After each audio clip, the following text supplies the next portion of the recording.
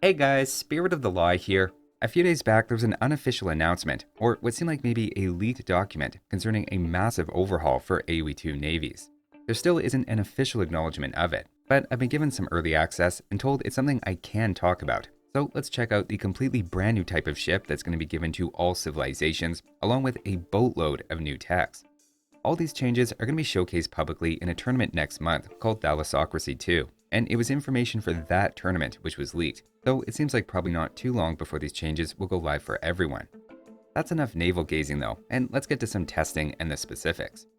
Right off the bat, the dock is no longer going to have two separate screens, and is now going to be crammed into just one, partly accommodated by moving a lot of naval text to the university. Though looking at it now, you probably notice not just old ones like Shipwright, but a few new ones as well. I have to be honest, I'm a little split on all the new text, as on the one hand, I'm worried it's a bit of the swordsman line situation all over again, where too many techs just add friction and a lot of things to remember, making water units harder to tech into and not very noob friendly. On the other hand, it's more depth and more levers for the devs to pull, where, for example, in addition to the regular fireship upgrades, there's now two different university techs that specifically buff fireships with first a charge attack and then let them explode when they're destroyed. Jurchens, just to pick a civ at random, don't have fast fireship, but do have those extra two techs at the university to boost them, so you can see how it lets the devs customize every civ and make them all feel a little more distinct. One way they're streamlining things though is there are still three main warship lines, but just a single upgrade for all three at once. In Castle Age it's called medium warships, and in Imperial Age called heavy warships.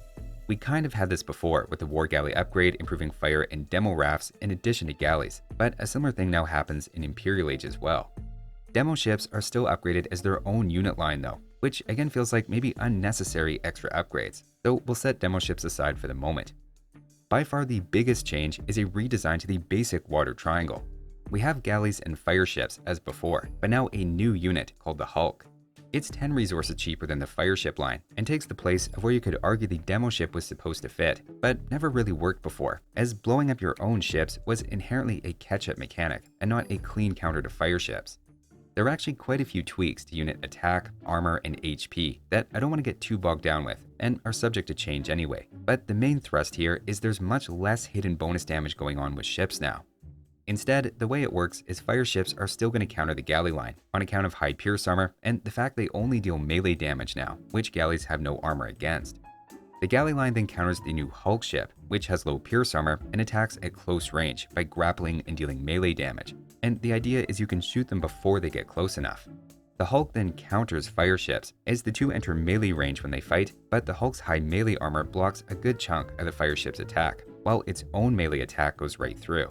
The Hulk is even upgraded by melee attack upgrades at the blacksmith, further mimicking that idea of boarding. Testing this all out, the fireship is still great against the galley line, despite a lot of shuffling in the stats and much less hidden bonus damage happening behind the scenes. For example, they take 30 shots in Castle Age after Bodkin Arrow, while fireships are also now faster than they were before, so it's even harder now to micro the galley line successfully in that situation.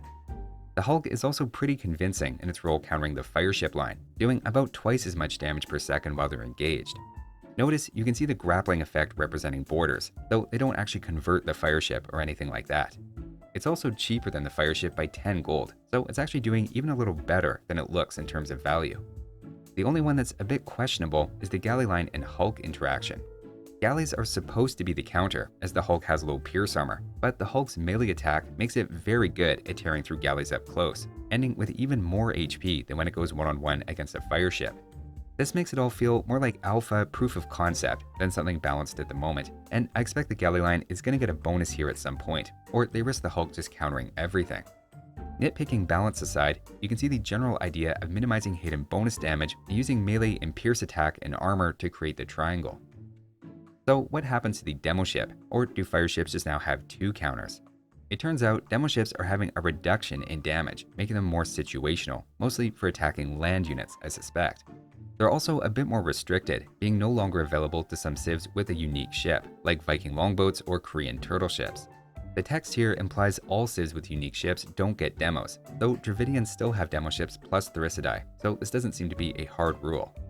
Either way, just to be clear about the upgrade part again, you have the single warship upgrade affecting the 3 in the main water triangle, while demo ships are upgraded independently, having their own investment with 2 upgrades you need to get for those specifically.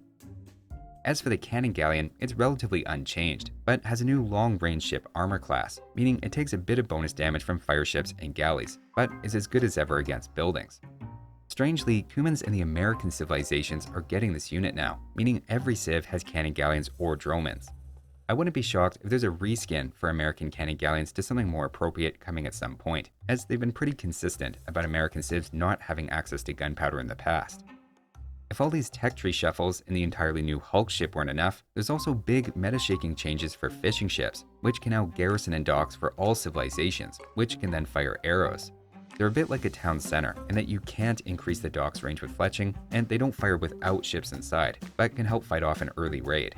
Keep in mind, the dock is outranged by a war galley with fletching, and likewise fire galleys now dealing only melee damage leave the dock feeling less strong than you might expect. It can only take out 1 fire galley when attacked by 4 and fully garrison with 5 fishing ships, so don't overestimate it, and I see it more as a way to stall before your main fleet arrives. Moving on, another big change is coming to trade cogs, who can now specify what portion of their resources will come in gold and how much in wood. Basically, when you select a trade cog, you can pick the ratio you want, and then all trade cogs you own that trade after that point will start picking up that ratio. Where here on a 14 gold route, a 50% split gives you 7 gold and 7 wood per trip.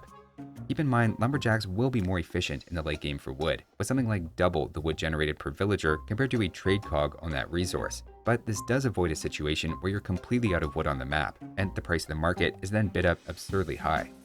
The only question to me is whether or not it should stay at a 50-50 ratio by default, and personally I think it'd make more sense to collect 100% gold if you don't specify, but that's a minor point. Of course, there are then all of those new technologies I alluded to earlier, and you can see the university is getting very crowded. To break this down a bit, some techs are just moved over from the dock directly, but others are tweaked, with dry dock for instance no longer giving a ship speed boost, but is instead another +1 pierce armor, same as careening. Shipwright is then the same effect, but at the university, while gill nets now improves carry capacity in addition to collection rate, and is remaining at the dock. There's also a new precursor to gill nets in Feudal Age that also increases fishing ship gather rate in the same way.